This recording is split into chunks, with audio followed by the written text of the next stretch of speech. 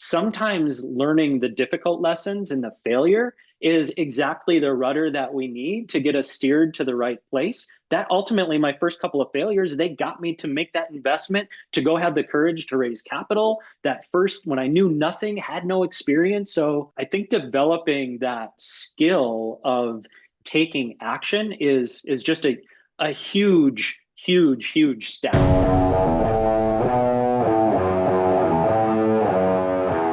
Welcome to the Real Freedom Show, where we inspire you to pursue your passion to gain time and financial freedom through opportunities in real estate. I'm your host, Mike Swenson. Let's get some real freedom together.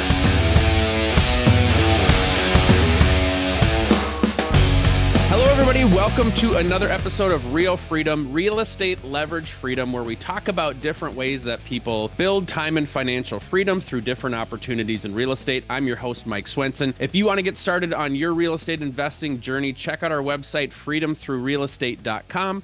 We've got a lot of great content and information on there for you to get started, but it's really about taking action. You know, you can consume content all day long. We certainly have a great story today, but it's about taking action. So what's the thing that you can find and take action on? Today, we've got an awesome guest. We've got Nathan St. Cyr. He is the co-founder of Malama Capital and host of the Hotel Investor Playbook, the podcast that shows you how to buy and operate award-winning hospitality properties. And your goal, I heard this is awesome, to take $400,000 of investment and turn it into a $400 million hospitality-based business. So excited to see your journey as it continues to grow. Obviously, you've done a lot, and we're going to dig into that. So excited to hear your story, Nathan. Yeah, Mike. Hey, well, first of all, I appreciate you having me on.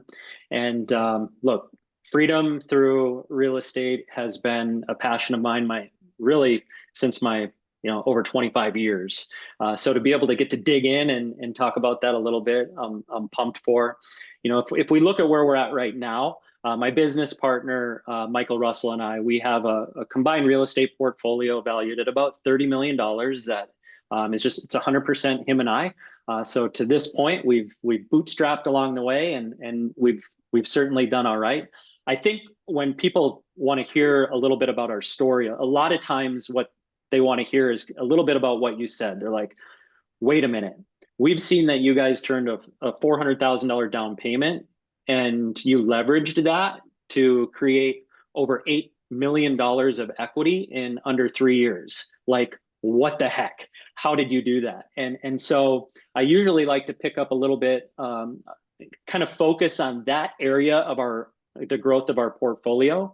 We're currently publicly documenting our journey of taking that $400,000 and then creating this hospitality company with a vision to, within the next 10 years, have a $400 million portfolio. And so along the way, we're going to, share with people how we're doing that. But people are like, well, wait a minute, let's $400,000 into 8 million in 3 years. How did you do that? So I'll kind of pick up that there's really three key points in that story. And the first one is really the power of partnerships that I'll get into. I've found that in my life that I believe that I'm further along and was able to compress time in financial freedom utilizing the leverage of partnerships. So that's one area.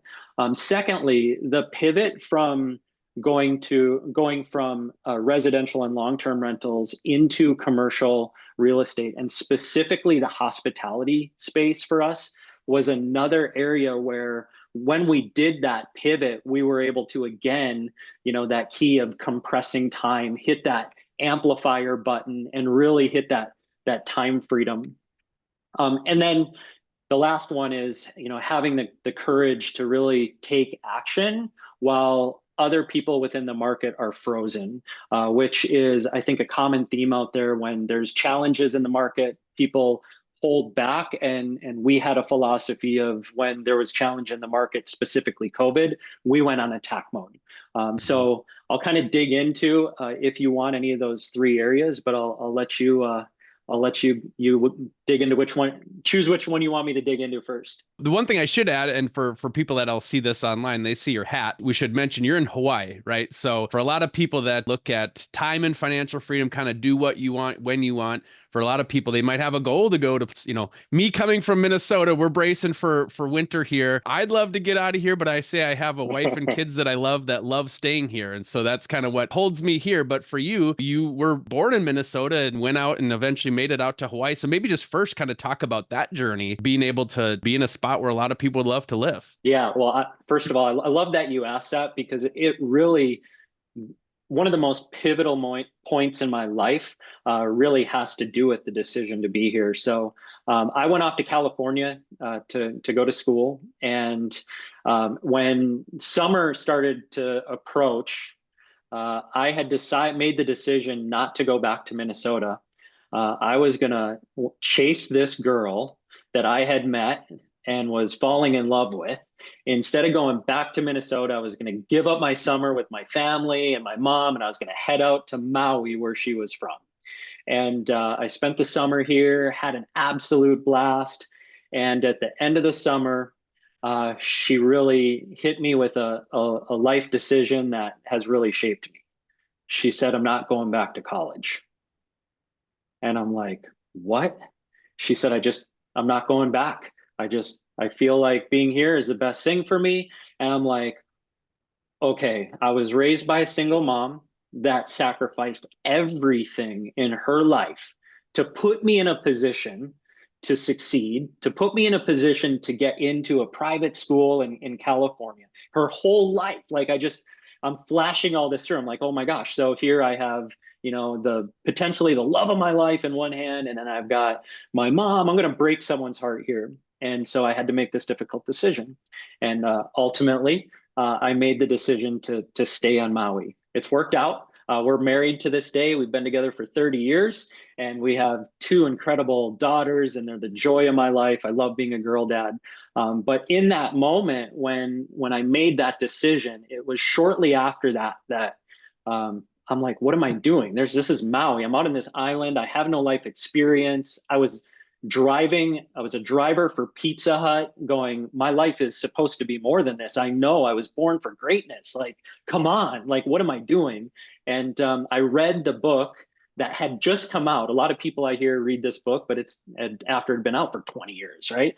Well, I read right when it came out, Rich Dad, Poor Dad.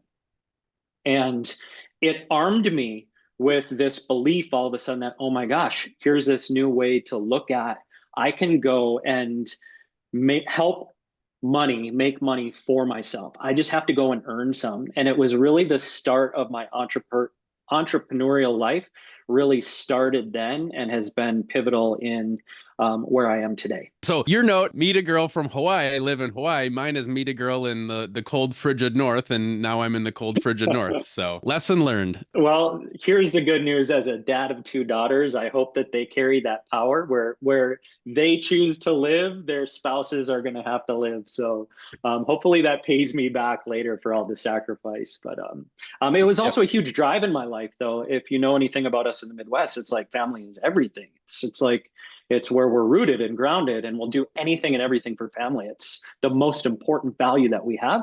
So to make this sacrifice also provided that why and that drive. I always wanted to find a way to create the bridge to be able to go back and forth from Maui to Minnesota along the way. So that's been a huge driver in my life. Real estate agents, are you tired of letting the busyness of life get in your way from achieving your real estate investing goals? I'm super excited to announce we've created the Real Freedom Investor Agent Tribe. It's a place for you to come, get educated, and network with others so that you can make sure that you're hitting your real estate investment goals. So find out more on our website, realfreedom.com. Click on the store link. We've got a membership, we've got a mastermind group, and some private coaching as well. Check it out. I've priced it super low. The goal is to get you in, not have price be a determining factor to keep you from your goals. So come check it out, schedule a call with me, and we're happy to see where your real estate journey is going to take you. Talk a little bit about the journey into real estate for you. What did that look like for you? And we'll dig into why hospitality and kind of the partnership piece, but talk about kind of dabbling in real estate, getting started. Yeah, well, after I read Rich Dad, Poor Dad, I went on an absolute I'm like, okay, I put my plan together, and real estate was like where I wanted to be, but I'm like, I don't have a penny. I'm a driver for Pizza Hut. So I put in place this plan to go and find the best restaurant on the island. And I started as a busser. And I'm like, I'm going to work my way up to become a server and make the most that I can in hospitality in restaurants, so that I can take those tips and move them into then money that can make money for myself. And so I did that. And as I was working my way from busser to food runner to waiter, I was saving up capital. And I saved my first $10,000 and I decided to start flipping cars. I knew nothing about cars other than I'd driven a couple. But other than that, I knew nothing. And man, I started making money. I was like, holy crap. I, I found this guy, and man, he was helping me and we were doing this thing. And well, eventually what I recognized was I ran into Fast Eddie. He took all of my money. I got scammed. I lost all of it. But I think where a lot of people would be like, man, this, they quit and give up. I'm like, well, no, I got a plan here. I got to get to real estate, and to get to real estate, I got to make some money. So I kept working in the restaurant. I saved up another $10,000, and now I started self-educating myself on day trading. Oh boy, that went worse. That went worse and quicker than the flipping cars did. So my $10,000 in day trading was gone very quickly. But what I recognize is, why am I doing this? I'm doing this because ultimately I want to get into real estate. I'm like, you know what? I'm just, I'm going to go for it. I don't have any money, but now I know I can earn money. I know I can earn 10 grand in 6 months. So I called my mom and I asked her for her contact list, because back then we didn't have phones where you just share contacts. It was like you did everything. There wasn't, email was barely getting started. So she sent me her contact list, physical contact list. I went and wrote an investment letter, $10,000 I was looking for. I'd pay 20% and I'd do my best to pay it back in less than a year, but I'd pay the full 20%. And in the meantime, I was looking for a property that I could purchase. And I sent out these letters. I went to Kinko's. I wrote the letter, made copies, got a book of stamps, literally mailed them out. And I had one returned envelope that said, we'll do it. We trust you. You're a good kid that's always done well. And so an aunt and uncle, they provided me the $10,000. I paid them back, by the way, within 6 months, $12,000 total. And that was my first capital raise. And we bought our first home. We house hacked. It was for $183,000. We lived in an attached studio, my wife and I, while we fixed up the house. The 3-bedroom we rented out. We've never made a mortgage payment, my wife and I, on this home, never. And then about 3 years later, we refied. So we did the BRRRR concept, and we purchased our next home, and we moved up into a higher class of home. But I want to share the story about that home. We still own it. We owe $74,000 on it, and it was recently appraised for $925,000. We didn't pay for the down payment. We raised that capital, and we never paid a mortgage payment. And that thing is sitting there with over $800,000 of equity. So look, as time goes on in real estate, that's what happens with the power of just real estate itself. And so that was the start of really, hey, I'm onto something here. And then we started, my career increased. I started a sales career and found a passion for leadership, and was doing something that I absolutely loved, and was funneling money from there into real estate throughout the years. It's such a great story, for people that listen. It's the sexy headlines that people are attracted to in terms of real estate investing and finding these great things. But, it boils down to, you got to be in the market for a while too, right? For some of this stuff to grow. Yeah, you can make a lot of money quickly, but you also have these wins of this slow journey of appreciation growth, making a smart decision, to have renters, making a smart decision to do a BRRRR on a property. But it's those things over time will just grow and grow and grow and grow. And so for people listening to this, I always kind of just tell people, you got to find a way to get a tally on the board somehow, right? In real estate. And it doesn't have to be what your future path is. You may not not start out in hospitality. You may start out somewhere else, but you got to figure out to get started to know what you like doing, what those returns are, what you don't like doing. I share a story of a flip that we did that we ended up not making any money on. And I looked up and saw all the time that I poured into it and was like, this isn't for me, but you got to figure out what you like and what you don't like to get better and to get sharper on what you do like and really find your sweet spot. Okay, so you're speaking my love language here.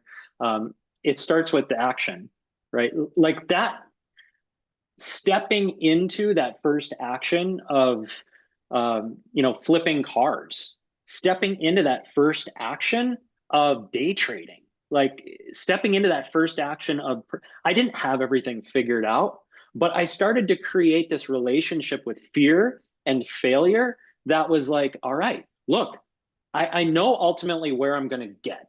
Like, that's already done. I'm getting there. So I need to start to take action to create the skills, the understanding. Sometimes learning the difficult lessons and the failure is exactly the rudder that we need to get us steered to the right place. That ultimately, my first couple of failures, they got me to make that investment, to go have the courage to raise capital. That first, when I knew nothing, had no experience. So yes, taking that, I think developing that skill of taking action is just a huge step. And then having that relationship with fear and failure, like action is the counter to fear and failure. Where you fear or where you're scared to fail, that's okay. Just step into it, right? That's okay. Just step into it. And as you get used to stepping into fear and failure, that relationship starts to really improve, where you're like, oh, this is awesome. This is new. This is growth. This might be painful, but I know that I can step into this. Good things are going to happen. They might not happen right this second, but they will eventually help me grow, which will create the skills that are needed as I progress in my journey. And at some point, that's going to amplify. A lot of people would look at, hey, I lost money, in flipping cars. I lost money in the day trading. I look at, as it's an educational expense, right? Some people will go blow money on an MBA, or depending on what they want to do, or further education, become a doctor, right? Like that's super expensive. And so you're learning through doing and getting better and finding out where that next best fit is for you. It's not wasting money, it's education money that's going to help you spring forward faster. Yeah. And my business partner and I, we used that exact, what you just stated, we used in the first 3 years of our development of our company, as it's like, okay, well, if we wanted to go get our doctorate in hospitality investing, like our doctorate in it, we wanted to become like absolute experts. How much time would we have to put in? And how much would we have to pay to be like experts, to go to the top schools? And I mean, people come out of doctorate programs with, $400,000 of debt, right? And we're like, all right, so $400,000 $800,000. Are we willing to go learn the lessons of $800,000 to come out the other side with this education? And we were both like, yes. So as we made mistakes along the way, we're like, man, that's been an incredible part of our education. That will serve us tenfold as we move forward, whether it's construction budgets, whether it's just the way that we negotiate financing, all of these different things along the way that maybe were first that we learned lessons on, they're going to pay dividends as we move forward. I totally agree. So talk about kind of the journey here into hospitality. What kind of got it started for you and how has it grown? Yeah, so it really started with my sales career. I built the highest performing sales team in a $20 billion industry here on Maui. And I learned early as a sales leader that one of the most impactful things that I could do to go and break records year in and year out, because my goal was never to just like do something well once. It was like I was studying dynasties and looking at how could we go and really life-changing financial money really happens with not just doing something well once, but over and over and over. Can you repeat it? And so I realized that if I could go and find the right who's that had the bigger their vision was, the better person that they were, the higher character that they had, and they had a defined why, if I could pair those with what I was doing and what I was teaching, that they would ultimately execute at the highest level. And that's where an incredibly important moment in my life occurred. I recruited Mike Russell, who is today my business partner, but we worked together for over 5 years. And he worked under me as a salesperson, eventually became a sales leader of mine. And we recognized that we had similar passions. We had a passion for real estate, and our whys were both aligned. We both wanted financial freedom and time freedom, and we both wanted to go and put a huge freaking dent in generational wealth. So we wanted to do something big. And we also recognized that we had complementary skill sets. So I had the skill sets of team building, visionary, leadership, big picture stuff. He had this unbelievable attention to detail. He was an unbelievable executor, executes things at the highest level. Once he figures out how to learn, digs in, very detailed, audit oriented out of everything that he did in his business. And we're like, look, I believe that we could go and accomplish our goals faster and better if we were aligned and partners versus if we go on to this journey of life alone. And because we both had a passion for real estate, we decided, let's go do something big together. I think, some people realize or maybe have this mentality of, if you want it done right, do it yourself. And I'd rather have the whole pie myself. I've also always kind of just believed, let's find people that want to do stuff together because, yeah, it's a bigger pie. And, the example we kind of use is, would you rather have a slice of a watermelon or a whole grape? You can have it all to yourself, but it's a lot more fun to do it with other people and to do it with people that are aligned and want to go in the same direction that you want to go. And so, yeah, I mean, obviously that value of partnership is huge because you can split up the workload. You both see things differently. You can kind of help each other out and balance each other out, but then you've got somebody to kind of go through that with. Yeah, absolutely. Absolutely. And one of the lessons that I learned, we wanted to go and do something big together, but he made a shift. And this was really important. He made a shift from going from long-term rentals to short-term rentals. And here on Maui, this was back in 2015 to 18, and the regulations were coming down really quickly. He did it the right way. He went and bought 2 luxury homes, one under his name, one under his wife. For me, and then he left me behind. He's like, all right, I've done so well with these short-term rentals and hospitality. Like the cash flow and the margins were so massive that he's like, all right, so check one, financial freedom has, I don't need this, $300,000 sales job anymore. I'm good just from these 2 short-term rentals. And it was like, holy crap. He left me behind, and it was too late for me. Regulations had already hit, but look, we were still going to do something big together. And what he recognized was, well, this is great that I have this cash flow, but the reality is there's lack of control. Number one, with all the regulations that were coming down, it's like, number one, I can't depend on this. And then number two, it doesn't matter how successful I create this business of short-term rental. It's only valued at what the other homes in my neighborhood are worth. I'm not creating generational wealth here. It's like my home is still worth what the home across the street is worth.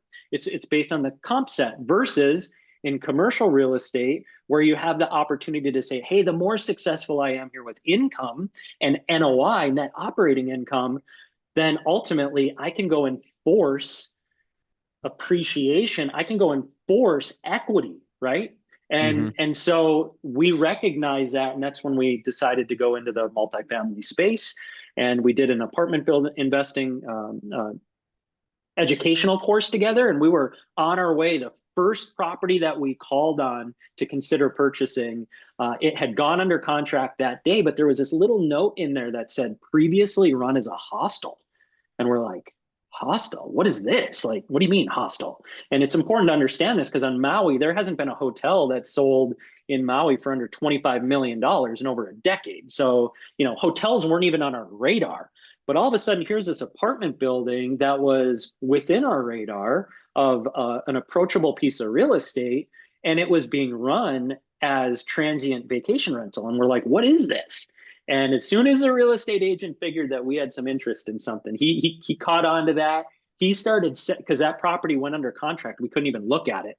But he started sending us all this information on hostels and youth hostels around the globe and how the US was way behind. And we're like, oh my gosh, kind of my business partner's short-term rental all of a sudden we're like, wait a minute, could we go and receive that level of margins, but at the same time, because it's properly zoned in hotel zoning, are we onto something here? And that's where really the start of our hospitality journey and investing and making the shift from residential into commercial. And this business model, really, the light bulb went off and we went all in. That's such an awesome story. I remember probably 4 or 5 years ago hearing somebody talking about, creating value add in real estate and saying, really one of the primary ways where you can create an insane amount of value add is through zoning, kind of opportunities in zoning. So many people just see the property for what it currently is, and you've got to be creative. You've got to think differently about how you can add some value in ways that other people maybe have passed it over. But therein lies a lot of the opportunity. I mean, the sweet, easy deals where it's just a layup after a layup after a layup, like those are gone, right? You've got to find Yep. ways to add value in ways that other people haven't thought about. So yeah, that's cool just to hear that. Yeah, I mean, to be in Hawaii and have an opportunity like that is awesome to really spark that future growth for you. Yeah, and I think the last point I want to make on that part of the story is about taking action. So so many times you maybe think, oh, I'm kind of onto something, and then you're like, oh, okay, well, and then you hit some roadblocks and you let it go. Well, we actually went out and purchased a property, and we were going to convert it. I mean, we spent hundreds of thousands of dollars on design and a consultant. We knew nothing about hostels, nothing. But we felt like, look, this is an area where we could not just add a hostel and create a prototype here in Maui. We could go and scale this because the US market desperately needs it. And it's approachable. So we could go attack this thing. And so we bought a property we were going to convert, went and got a hard money loan, and then right as we were going into our final refi, this crazy thing called COVID hit, Mm-hmm. and everything changed. Lenders backed out. We went through. I mean, it was a crazy time where we had to do everything we could to just save the property, to go from a hard money loan to get permanent financing through a local bank. But within all of that, we finally got everything secured. And during COVID, the Maui County changed the zoning of that type of use. And they changed it where if you were already doing hospitality, you were fine. But because they made a change, nothing new could take place. So now there we're sitting with this property that we were going to convert. It's COVID. We have a business model that is based on dormitory shared accommodations during COVID. Imagine that. I mean, go back to all the Yep. fear and what was happening. And so what did we do? Most people would just be like, man, we got to just shift. We got to shift gears. This hostile thing isn't going to work. We went and doubled down. We're like, look, everybody else is filled with fear. The market has absolutely shut down. Maui was literally a ghost town. People couldn't fly in. It was literally locked down. And we're like, this is an opportunity. So we went to every hostel. We went knocking on doors. There were 4 or 5 of them here on Maui at the time. And sure enough, one of them responded and said, we'd like to have a conversation. Because imagine how they were feeling. They're like, Mm-hmm. dude, they were a baby boomer ready to move on to life. They're getting ready to retire. And then all of a sudden COVID hits and they're like, this thing is done. And here we come. Yes, we'd like to purchase your place. So we were able to, because we took action when everybody else was filled with fear, we were able to purchase for a fraction of the cost. And it took 9 months to close. And by the time closing occurred, man, we were getting the wave of pent up demand of like COVID revenge travel. And in less than 24 months of us opening, we refied. We turned a $365,000 down payment. We turned into $5 million of equity in less than 2 years. Not only that, but we dug in and became experts in the space. And in less than that 2 years, we were also named the #1 small hostel in all of North America. So we made unbelievable strides in just going after our passion, taking action, believing in ourselves, and all of those decisions that happened earlier that we talked about earlier that kind of helped that those muscles build through skill and experience, they paid off in that moment. What an awesome story. You know, I just think about the other kind of real estate related analogy that always sits in the back of my head too, is when they talk about if everybody's running away from the fire, you got to be smart enough to think like, where's the opportunity here if I go into the fire, you know? And like you said, the easy decision, kind of the first blush, you know, thought is crap, I got to sell because yeah, this whole thing is changing, but you got to be smart enough to stick with your gut and think, well, herein lies an opportunity. And if I double down on this opportunity, it can really pay off in a way that it did. It's not the easy answer, but you got to have some guts. Yeah, absolutely. And look, I mean, we've learned a lot of lessons through that process, and we're documenting this whole thing, right? As we're going through it now, we're like, man, we gotta just document this journey. So because tons of people have reached out and they're like, you know, man, you guys have had all of these learning lessons, and so we're like, hey, let's document it. So we created the Hotel Investor Playbook as an opportunity to say, hey, if there's others out there that, you know, are looking to compress time, because that's, you know, look, I did a lot of my own, like so much of this, and it worked. Like taking all those action steps, they worked. I created $4 to $5 million worth of equity over the course of 20 years.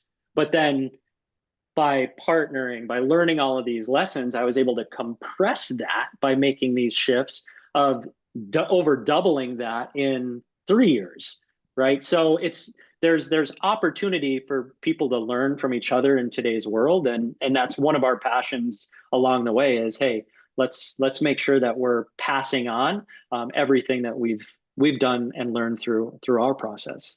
Like you said, Hotel Investor Playbook, podcast that you guys started. Where else can people go to learn about you and what you guys are doing? Yeah, it's really that's where it is. The Hotel Investor Playbook, whether it's Instagram, whether it's our website, or whether it's the podcast, we're just branded as the Hotel Investor Playbook. And yeah, come check us out if you're wondering if hospitality is an asset class that you want to invest in.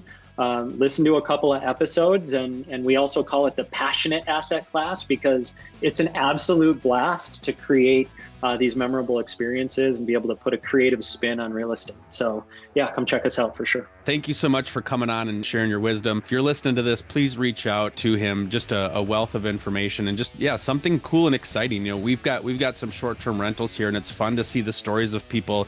You know, we're in Minnesota and people still travel to Minnesota to come hang out, see family, see friends, have awesome experiences. And so the hospitality, it is a lot of fun. So thank you so much for coming on, and best of luck to you as you guys continue to grow.